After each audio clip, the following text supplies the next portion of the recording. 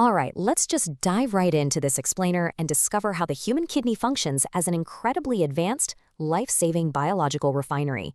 We honestly take these quiet organs for granted most of the time, but as we're going to see today, they are absolute engineering marvels. We're going to break down exactly how they keep us alive second by looking at their brilliant internal blueprints. So, here's our roadmap. First, we'll meet the biological refinery, then map out the anatomy, check out the mighty microscopic nephron, walk through the three-step filtration process, and finally, uncover the kidney's hidden superpowers. Let's kick things right off with Section 1, Meet the Biological Refinery, and explore kidney homeostasis. Our bodies are constantly in motion, right? Consuming fuel, generating energy, and because of that, we're constantly producing toxic metabolic waste.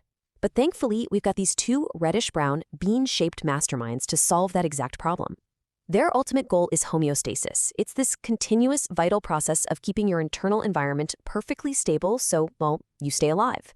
And they achieve this monumental task by relentlessly filtering your blood, perfectly balancing your electrolytes, and constantly regulating your overall fluid volume. So, where are they? Well, they're tucked right behind your abdominal cavity in the retroperitoneal space, sitting snug between your T12 and L3 vertebrae. And, interestingly, the right kidney actually sits slightly lower than the left. Why? Because it literally has to make room for the massive space taken up by your liver just above it. And because they're so crucial to your survival, they're heavily guarded. You've got your 11th and 12th ribs protecting them, plus 3 distinct cushion layers, including this thick, shock-absorbing layer of perirenal fat. Moving right along to Section 2, Mapping the Kidney's Anatomy. Let's step through the front doors of this factory. Think about it. Every factory needs a receiving bay, right? And for the kidney, that's the hilum. It's this indented, literal security gate right on the inner curve of that classic bean shape. This is the exact bottleneck where the renal artery brings all the dirty blood in, the renal vein carries the fresh, clean blood out, and nerves enter. It's also the exact spot where freshly produced waste gets ready to exit through a funnel-shaped structure called the renal pelvis alongside its cup-like calyces, which quite literally catch the urine as it drips from above. Now, if we contrast the two main zones of the kidney itself, it's pretty fascinating. You've got the outer layer, the renal cortex. It's this lighter-colored region, and it's where the vast majority of the actual filtering units live, supported by these structures called renal columns.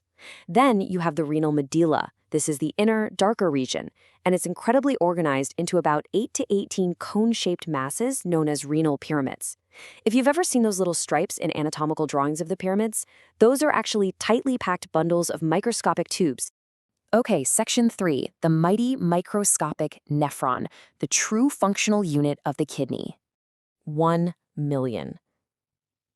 That is it's a staggering number, isn't it?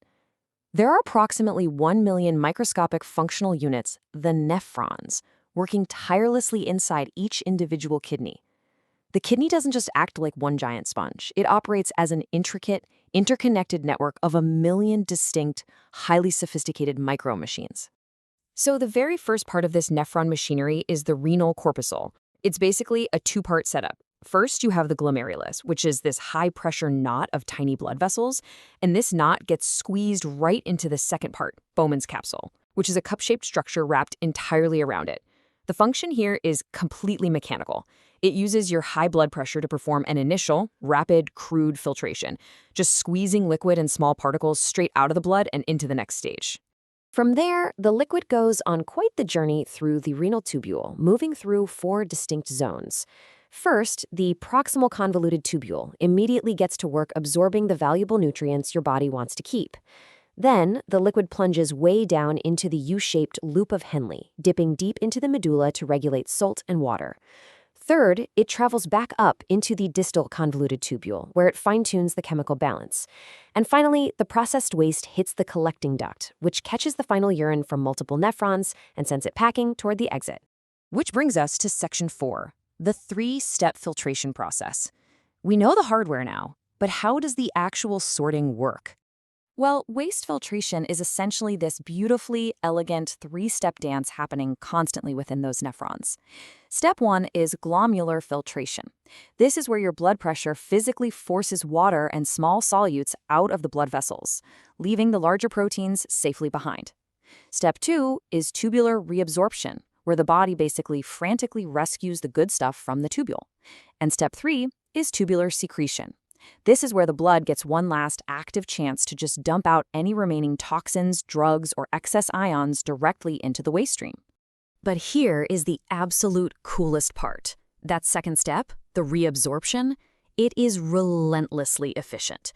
The kidney doesn't just indiscriminately throw everything away. Instead, it acts as a master recycling center. It rescues and puts 99% of the water, literally all of the glucose, and vital salts right back into your bloodstream. It's an absolute masterpiece of chemical conservation. All right, Section 5, the kidney's hidden superpowers, way beyond just filtration. Just when you think this organ is merely a highly efficient waste filter, we find out it has some serious hidden capabilities that actually command the rest of your body. These organs wear so many hats. For instance, did you know your kidney is a central blood pressure sensor? If your pressure drops, boom, it releases an enzyme called renin to constrict your vessels and raise it back up. It's also a vital hormone factory, producing EPO to tell your bone marrow to make more red blood cells, and calcitriol so your body can actually absorb calcium. On top of all that, it's a strict manager of your blood's pH and electrolytes, fine-tuning hydrogen ions to maintain a perfect 7.4 pH, all while perfectly balancing sodium and potassium so your heart beats correctly. Okay, let's zoom all the way back out. I want to hit you with a rapid-fire look at the kidney's daily workload because these upcoming statistics are just mind-blowing. 40. Your entire blood volume is filtered through the kidneys approximately 40 times a day. Just think about that continuous cycle for a second. Every drop of your blood is scrubbed clean 40 times over, from the moment you wake up until you go to sleep. How about 180? Those million microscopic nephrons we talked about. Combined, they process a massive 180 liters of fluid daily. But thanks to that brilliant 99% reabsorption efficiency, you only end up actually excreting about 1.5 to 2 liters as urine. And finally, 50. I absolutely love this one. Incredibly, if you were to carefully uncoil all those microscopic tubules in your kidneys and lay them end to end, they would stretch for over 50 miles. Literally a 50-mile microscopic pipeline packed into 2 small bean-shaped organs. So, considering the structure, the biology, and the sheer breathtaking efficiency we've covered today, how does it feel knowing you have a 50-mile, highly calibrated biological refinery working relentlessly inside you right now? Are you ready to rethink exactly what's keeping you alive this very second? Hopefully this explainer has given you a whole new appreciation for the quiet, continuous miracles happening inside your own body every single day. Keep learning, keep exploring, and stay curious.